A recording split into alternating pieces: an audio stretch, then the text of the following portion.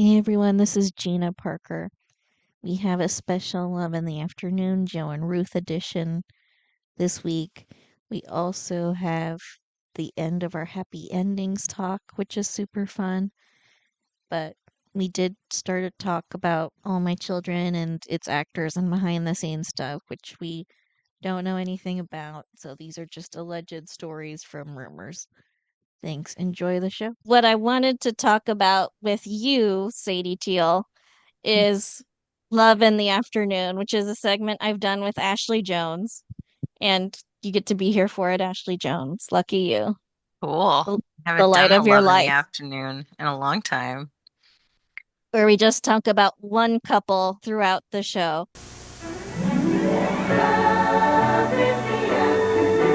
This week we're talking about Joe and Ruth, who were together for the entirety of the run, or at least love interest for the entirety of the run. They are in the early days, and their characters are together until the show ends in 2013, which is Nice. cool.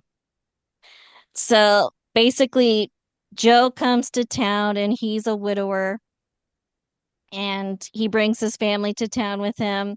Ruth is already married to a guy named Ted Brent, and he is in a car accident and dies back in 1970.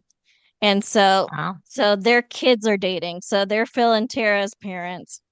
And so their kids are dating, and so they're talking to each other, and everyone's like, "Oh, you guys seem to get along pretty well." And they're like, "What? No, what? I don't even know that him. What?" So they're trying to deny the attraction, but it's there. And so anyway, Ruth's husband dies. They get together.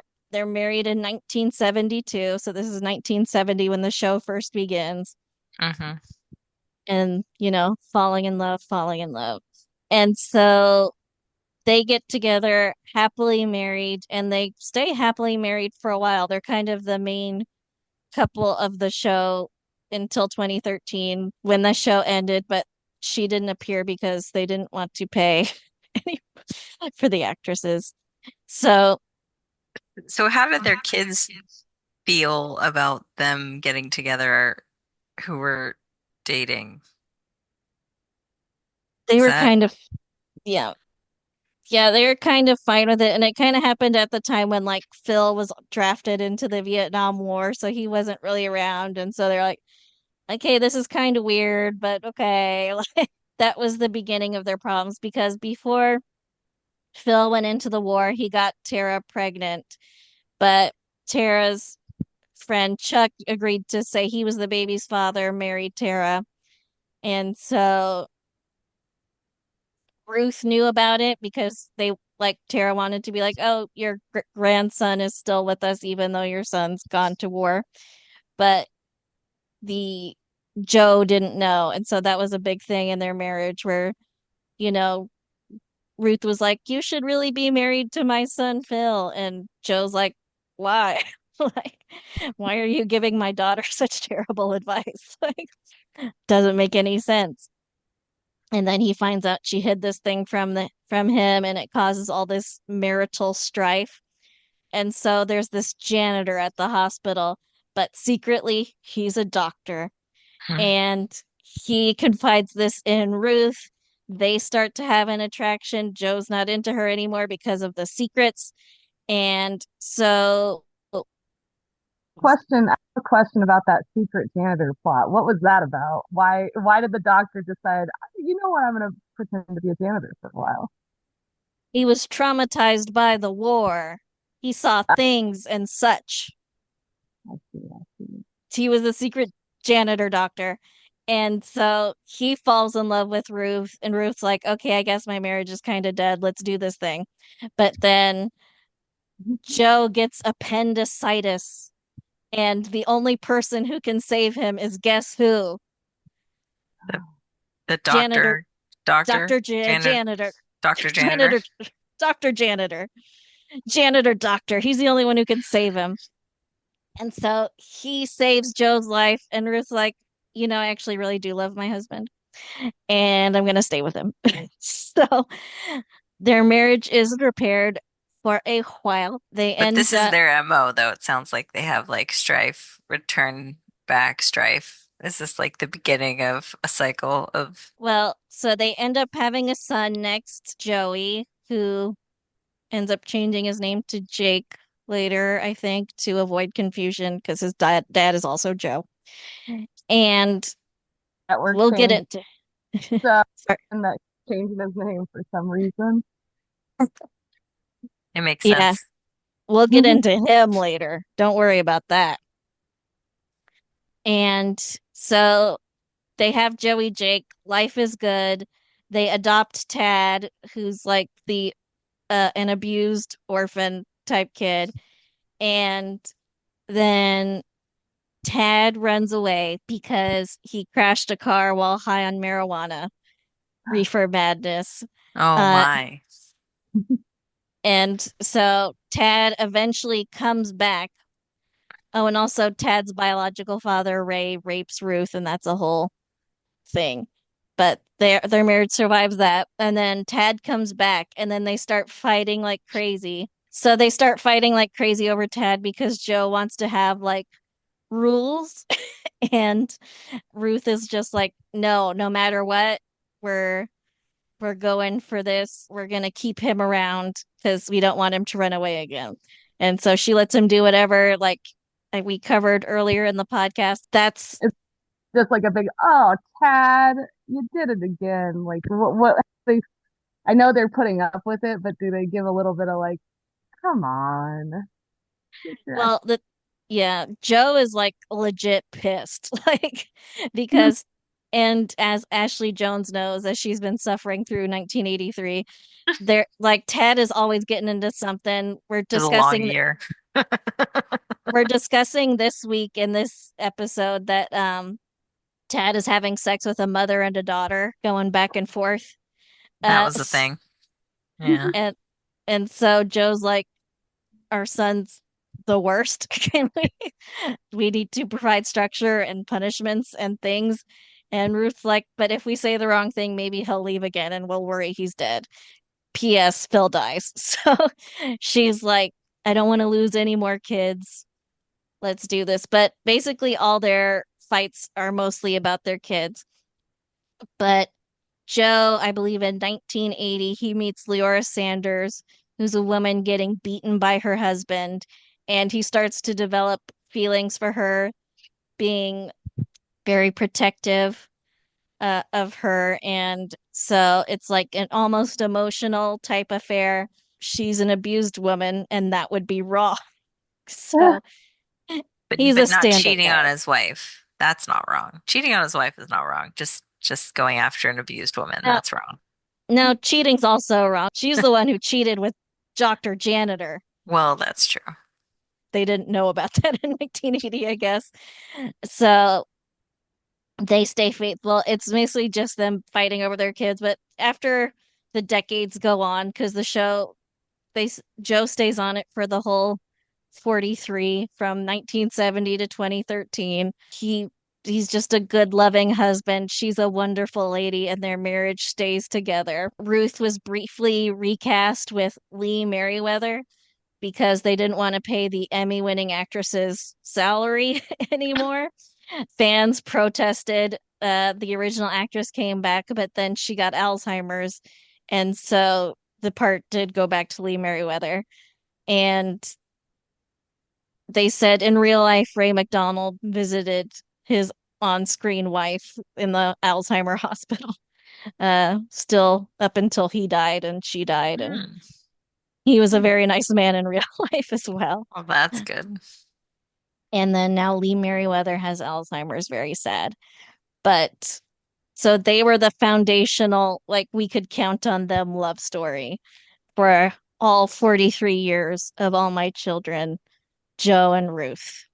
That's amazing. I bet it got close a few times though. I bet they were like, did they ever get on the edge of breaking up again during that whole run of the 43 years of marriage, or were they pretty solid after those big initial conflicts? They were pretty solid. It was mostly just fighting over their kids. And yeah, their kids are kind of off the hook. And where we are, it's important. That's how we feel about each other. I love you. I love you, sweetheart.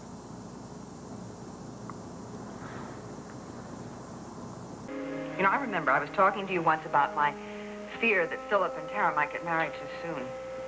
And I couldn't understand why you weren't as concerned as I was. And you said, love is such a very rare thing that if you've had it once, you're lucky. No one is entitled to expect that it's ever going to happen again.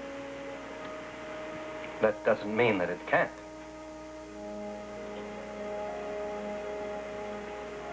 I hope that nothing I've said has been out of line. You couldn't say anything out of line. Oh, yeah, she always used to come right down here, look at us, and I always say the same thing. Oh, Joe, look, our boys are becoming young men. How did it happen? I must have blinked. That's when I hit it with the homogenized gusher. Oh, Joe, look at this. I mean, our boys are all grown up. How did it happen? I must have blinked. It's been an amazing 25 years. Here's to 25 more.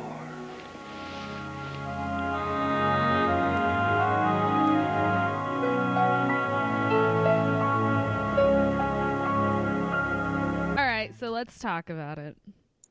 I'm sorry. I deleted our episode on accident. Well, I didn't delete it. I just never saved it.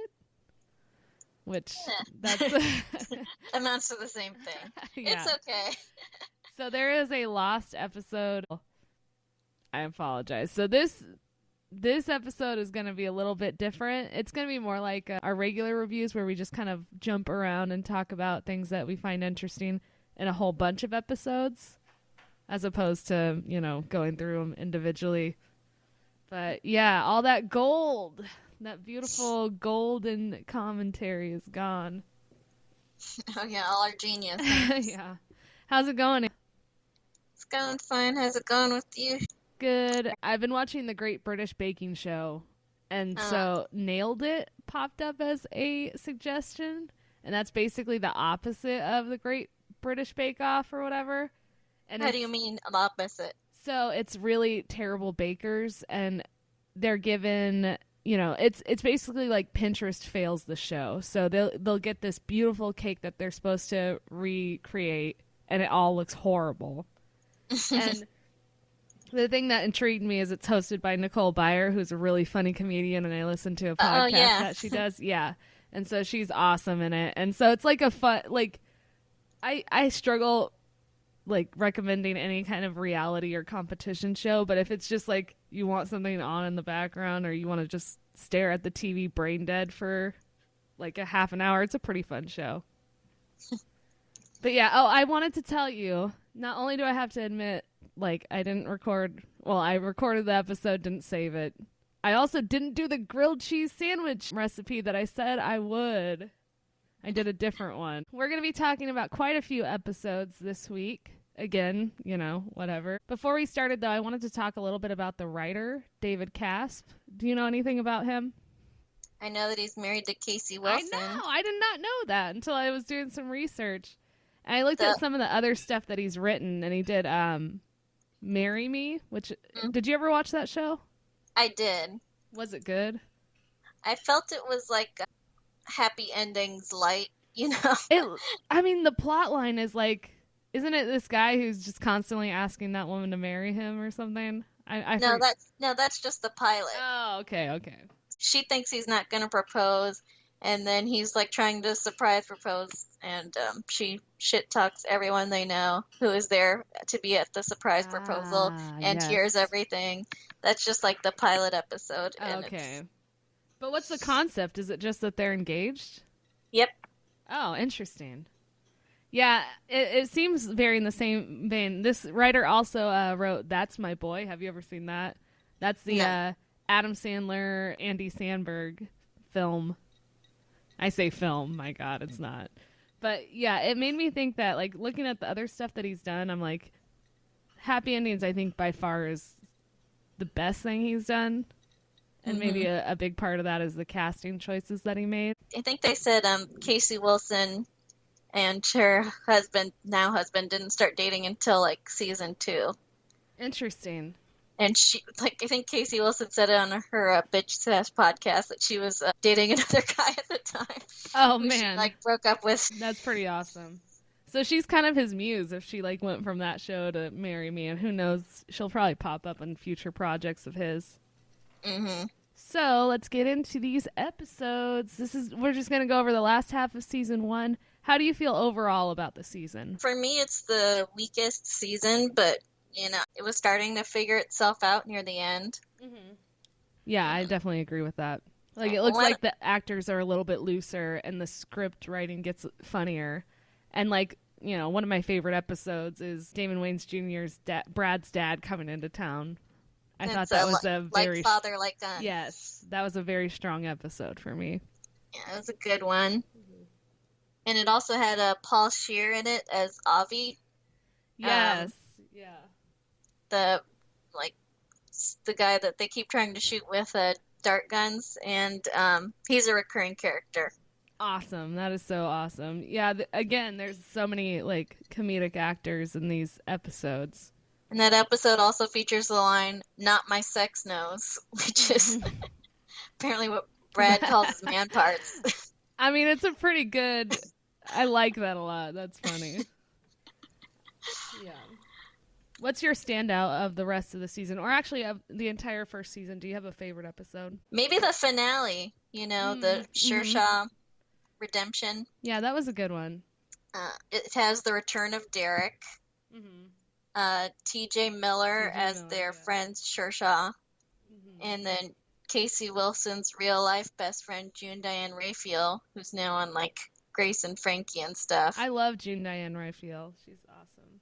And who was married to Paul Scheer, who plays Avi. Yeah. And so she was also guest starring. And it was an episode that, like, gave everyone something to do. Like, Brad and Jane are trying to renew their vows. Max is worried about being the new loser of their friend group since Shershaw was the previous loser. Penny deals with the idea of, like, still being single if, like, their lamest friend is getting married. And they had a marriage pact to get married if they were still single by a certain age. And so now he's getting married, she's not. So she's struggling with that. And then Alex and Dave are trying to repair their friendship, and Alex is also worried about being a wedding jinx. So it's like really packed with stuff. Well, did you like the finale episode? Yeah, I did. I thought it was good. I thought, you know, I don't know. It was good. I liked the arc of her going to his room and seeing this, like, dumb chick that they were making fun of all night in his room, and them just, you know, moving on. All right. Well, another episode is the girl with the David tattoo, where Brad feels guilty for getting someone fired. Have you ever gotten someone fired? God, no. Hell no. I would never do that. I've never ever sent something back. I've never complained to anyone's manager. If somebody's bad at being a waiter, I'm just like, yeah, I get that. Like, you know, because it sucks. And I would just totally end up being like Casey Wilson's character here and just being like, it's fine, just go with it. How about you? I know. I'm the same way. I'm like, this will be fine. Yeah, I can deal with it. I've gotten, like, secondhand worried because, like, I go out with my granny a lot, and my granny's very particular, but also, like, critical, but also no filter. Oh, no. So she'll, like, shit talk a waitress or waiter, like, while they're still in earshot. Oh, my God. And I'm always worried that it's, like, gonna secondhand, like, by association, I will also get affected by her negativity. Yeah, when I go, sometimes Mark's dad, it doesn't happen often, but he'll, like, make it a very tense situation at the table. I think it's an older person thing of, like, just do the job, get it right, blah, blah, blah. And it just feels so awful and awkward. And whenever that happens, I'm just like, I'll just tip a lot, and hopefully that'll alleviate any of my guilt about this. But yeah, the tattoo episode was good. I liked that, it starts out with him having to come to terms with getting rid of the tattoo, but they decide to just keep it anyway since they're friends. Mm-hmm. I like that arc. Oh, and it also has a dated joke in there, which is Dave has an Alex tattoo because his ex's name is Alex, and he told someone it was for Alexander Hamilton, and it seemed super weird because who cares about Alexander Hamilton? And now that Hamilton's a thing, I know. He could get away with that for sure. Yeah, Mark brought that up because he was watching that episode with me. He was like, it makes sense now that somebody would have a Hamilton tattoo. Oh, and it also brought back Dave's love of V-necks, which is a recurring thing throughout the whole series. He wears a lot of V-necks. That's true. Yeah, and Adam Pally is really good in all these episodes. First episode from last time is of Mice and Jazz Kwando. Penny and Jane take a self-defense class. Yes, that's it. And Jane gets too intense with it, but Penny gets her groove back, whatever, gets confidence. And Jane's a really good friend about it, I felt. Yeah, for sure. And she was also a good wife that episode, giving Brad advice about being a better friend to Max. Mm-hmm. And Dave started hanging out at Alex's apartment, and she thought he wanted to get back together, but he didn't. Yeah. The one episode I really wanted to talk about that I think we went into depth last time with was the You've Got Mail episode. That was from last episode, wasn't it? Yeah. Yeah. I think that was the strongest episode of the last set of episodes we reviewed, just because I love that actor so much. Rob Hubel. Mm-hmm. I thought he was so good in that role. And there was also a cameo appearance in the episode, the one with Danielle Schneider. Your couple's friends and yes, neighbor. Your couple's friends and neighbors. And Brett Gelman. Mm-hmm. And just, I love seeing those people get work because they're so funny. And every line they elevate with their own humor. Yeah, a lot of UCB people in this, last batch of episodes. Even the Of Mice and Jazz Kwando episode had Gil Azeri, who is also one of the writers of the show. Yeah. So it's they're pulling from that pool, and it's really good. We also had the, was that Mine coming out in the last episode as well?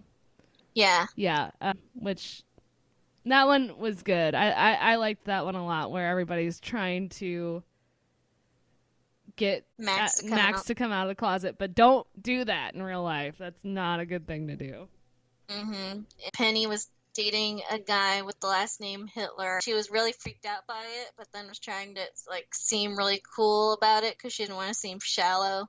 And then she went too far in the other direction, and he thought she was a Nazi. So. Yeah, which humorous back then, but good God, who knew there were actual Nazis still in America? That's crazy. Not still, now in America. It's nuts. I would believe that there would be a woman that's like, oh yeah, Hitler now, even though it's it's a pretty dated episode, I think. But yeah. One more about the Brett Gelman episode is Penny surprises Alex with a double date. And I think we both agreed that was an absolutely terrible idea. Yeah, that was awful. That was the worst friend move ever. Somebody's just trying to get over their stuff and you spring that kind of thing on them last minute. But that's a Penny thing to do, right? Mm-hmm. But I think even if you weren't in a bad place, I think maybe it's just me, but I would need preparation to go into a date, yeah, I want some warning, man. Give me time to put some makeup on or dress in a cute outfit or something. Yeah. Before you just let me know, because you could show up to something. Oh yeah, I would show up in stretch pants and a t-shirt, and then go what? What are you talking about? And this is actually a thing. This specific circumstance didn't happen to me, but basically I have our friends over to my place. Most of the time we hang out, we hang out at my place. Mm-hmm. And so a lot of times I would dress up or just dress normally. Mm-hmm. But then we've all been friends for more than 10 years at this point. I've been friends with Lady for 20 years. Yeah, And we've so had sleepovers and seen each other in pajamas. So one time I was having a get together with them at my house, and so I decided to just be wearing pajamas because why not? it's like, why not? We're all friends. I want to be comfortable. Uh-huh. Lady comes to the door with her boyfriend. No way! And With I had her not met this boyfriend? Oh, person God, I gotta talk to her now. When did this happen? This was years ago, but I had not met the guy before either. Uh-huh. So we're meeting for the first time. And it's like, here's my hobo friend in her pajamas. Exactly. Yeah, a little warning. Come on, lady. I gotta get on that chat and tell her that's not good. And it was years ago, and it was a thing where she's like, "Oh, I'll come by after I'm done hanging out with my boyfriend, whatever." Uh-huh. And then she's like, "Oh, we were just having so much fun. We decided to bring him with drop me." by. That's funny. But it's like, yeah, it was incredibly embarrassing. And it's like a lot of times I will do like the custom menu full of food for them and like have the whole place set up for the friends. And then sometimes we'll be like, this is just a chill hang. Let's go. Yeah. You know, hang out in my room in my pajamas. And that's the kind of thing it was. So he had to like come. He's like, hang out it's in my very bedroom. casual in here. That's funny. And it was just incredibly awkward. Oh, God. I hate those awkward situations. That's the worst. But yeah, that could have potentially been terrible. It seems like Alex and Penny do a lot of like double dating, trying to figure out, you know, obviously Alex's sister is married, so she's never out on the scene with her. But there was also another episode where Penny becomes Italian when she's drunk. I think it was the one with the Damon Wayans' dad. Oh, that my favorite episode. Yeah. I mean, seeing Damon Wayans in the show was really great, and you see like the comedic talent of his dad in this episode, and it's awesome. I love that he like says "I love you" to everything except for his own son. I thought that was a really good plot, and I think in that episode, Brad's wife Jane was a VIP for sure with the way that she handled bringing them closer together. Yeah, and I think, are you starting to see why they're one of my favorite TV couples? Yes, because they love each other. They're really into each other. They have respect for each other, and they like push each other to be better. Which I really like, and they understand each other's psychosis in a way and know how to work with it. And they like each other's jokes too, which is another thing I really enjoy. Not everyone likes their jokes either, which is really funny. Yeah, it's always funny when they're like the only ones laughing at the other person's joke in the room. Yeah. But it's great. But yeah, overall, I think this season has not been my favorite thing to watch. Obviously, like I feel so bad because I've been rushing around so much. I don't have much details on every single episode. I think part of that is, you know, I just kind of watch it. It's okay, you know. I don't. Yeah, I get it. But I think it's getting better, and I'm developing a stronger relationship with the characters. So I'm excited for season 2. Good, I'm glad. Yeah. I think season 3 is my favorite, and maybe I'll come to regret that statement. Yeah. It's oh my been a while God. since I've seen it, but yeah, it's so crazy. And I think they really figure out what to do with Dave and Alex in season 2. Like, I don't think this is really reflective of. Yeah, Dave and Alex are definitely the weakest. Max, Penny, Brad, Jane, they're all amazing. But I think Dave and Alex are. I mean, Dave. He's still finding his voice too, but I think he's getting funnier and funnier too. And honestly, like, I'll tell you, Alex becomes like a fan favorite character for a lot of people. Interesting. Yeah, she's like by the end, you know. Yeah. But the thing I wanted to ask you was, who's your favorite character of the first season? Brad, 100% Brad. How about you? Of these last 3 episodes, Brad was like my MVP every time. Yeah. I think I actually put the group as like the best of the finale because I think they all had like a great moment at one point or another in the finale. Yeah, I think Brad's a great choice. Star of season 1. Star of season 1. And like when Damon Wayans Jr. was on that first episode of New Girl, he was my favorite character for that episode as well. I think I just really love that actor. Mm-hmm. Yeah. So hopefully he does more things. Thank you for listening. Our theme song is Wouldn't It Be Nice by Sound Mirage featuring Lady Rand. Please rate and review, download, subscribe, all the things. And you can email us at amcrewatch@gmail.com. Thanks. Talk to you next week.